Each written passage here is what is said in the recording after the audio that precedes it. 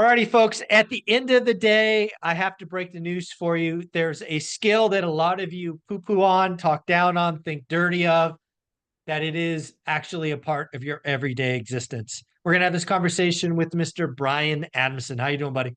I'm doing great, Mike.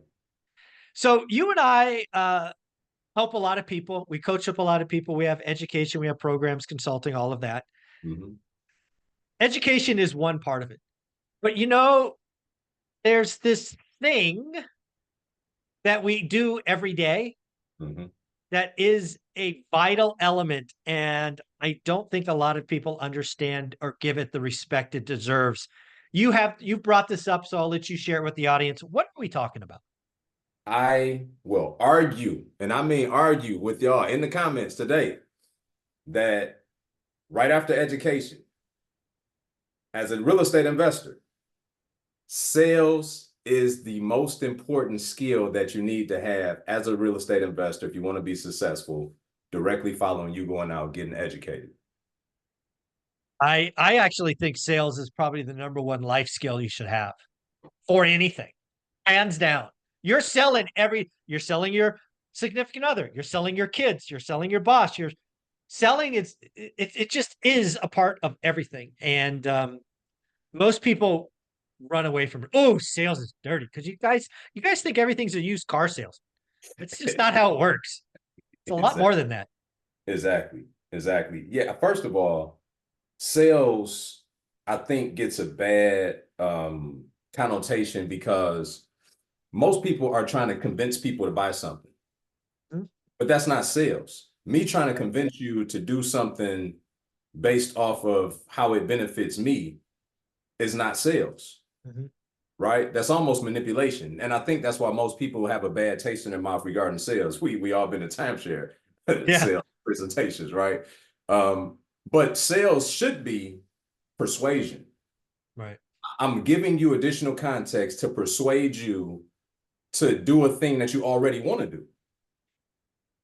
Yeah. Right. When you walk into a sales environment, you already know the potential of what's going to happen there. You're just looking for the context to either persuade you to do it or not to do it. Right. Right. Me convincing you to do something for my purposes versus me persuading you to help you do something for your purposes are two totally different things. Yeah. And so I'll just say this really quick. Broke people make sweeping generalizations. Rich and wealthy people understand that everything is its own unique experience. Yeah. Meaning, It's if nuanced. if I were to flip a house and make 100 grand, and I flip a house and make 30 and lose 30 grand, does that mean that flipping houses is a scam? No, it means that something went really well on this $100,000 deal, not so good on this 30,000. I got to figure out how to fix this so this doesn't happen again. But most people just make sweeping generalizations and might, including all sales is bad, sales is Mhm. icky, sales is yucky. Yeah. Yeah. When having taught sales, I ran a sales enablement for a long time. Hmm. And I've sold, I mean, I've had, dude, my largest quota, I've had quota since I was 15 years old, either monthly or quarterly quota. My largest quota was $1.1 billion. I'll say that again. $1.1 billion was my largest quota.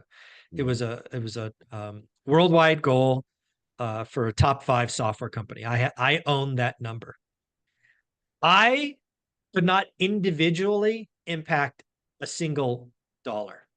You can't. If I'm chasing single dollars, I'm not doing a billion. I Yeah, can't scale. yeah. So I had to figure out a way to impact thousands or hundreds of leaders that impacted thousands of people. It's just it is everything. And I have two beliefs about sales that I've now simplified. Hmm. You either chase the head or you chase the heart. What do I mean by that? You could go, like, if you're selling software and automation, you could go in and do this whole value add.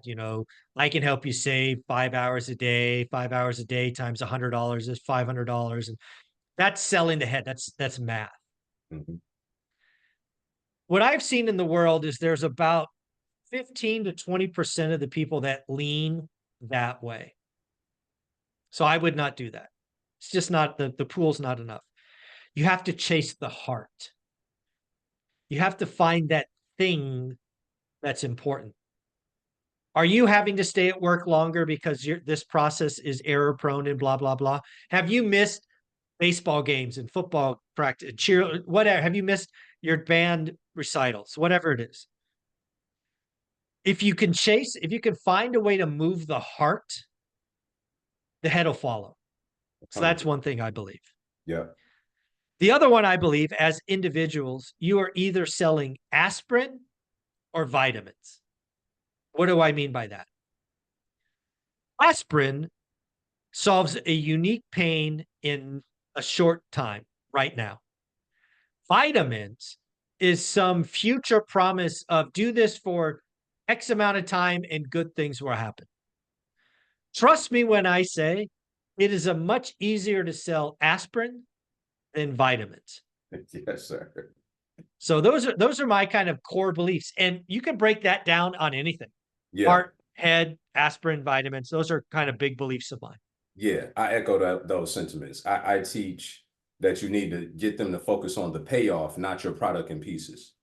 Right. Right. So many people, because one, they don't know how to clearly identify and articulate what the payoff is, they think the value is in all the other stuff.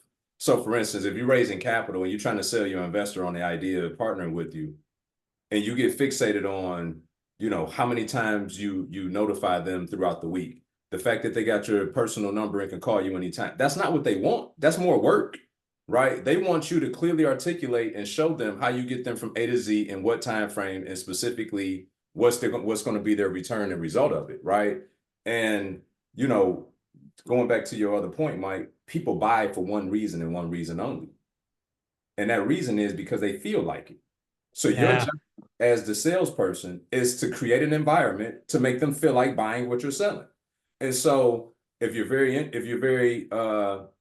introverted, or you're very analytical, or it doesn't, none of that is an excuse for you not becoming a people person. You have to, or either you or somebody on your team called partner has to be that person that can build and cultivate relationships and start selling each individual on the vision. So specifically, I just talked about private investors. Okay.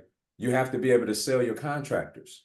While you think that managing them with an iron fist is what's going to make it most effective, what's really making it most effective is you understanding what's important to them and selling them on the idea of that outcome.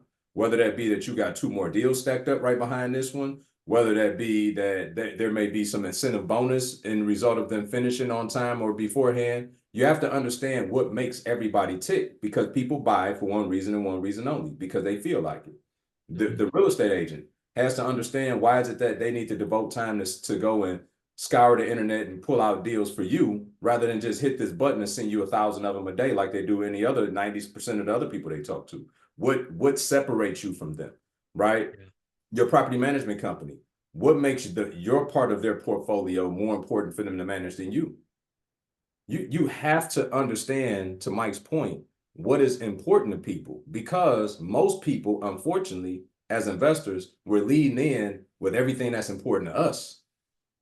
But this is a reciprocated relationship. And so you have to also understand what is important to them. And just the fact of saying, I'm paying you is not enough, because guess what? Everybody's paying. Yeah. The other thing that this hits real hard, and I love we're talking about real estate investors, is it's actually one of the rules for one rental at a time is this is a people business. Mm-hmm. It's not about the building. It's very, very little about the building. You want to get a great deal. Well, you've got to talk to the agents and the owners and this and that. You want to get a closing done fast. You got to work with title or escrow. You got to work with the appraisers to make sure they get in. It is a people business. And if you come at, again, I made this mistake. I thought the answer, Brian, lived in Excel.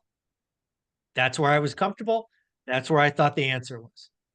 It's not where the answer is. The answer is in the relationships. One of my 7 rules is you got to meet 2 new people a week. It's not that hard, but people act like it's crazy. If you meet 2 new people a week, you have 100 more people in your Rolodex. Yeah. You do that for 20 years, you got 2,000 people. This is a people business, man. And oh, by the way, sales is a part of it. It's just, it's vital. I wish more people understood that. Yeah. Yeah, you know, again, and I said this at the 50K subs event. We have to stop putting titles on ourselves that don't serve us. Yeah. You know, I'm introverted. You can say I have introverted tendencies, right? I'm just saying that whatever that title is, if you own it to a point that it's impeding you on becoming the person you need to become to do the thing, then stop saying that's what you are. You need to start working on a new identity, right? If you find comfort in that and saying I'm just over analytical, then that means that you hyper obsess over two different outcomes and pick neither. That's just an intelligent form of being indecisive, right? I love it.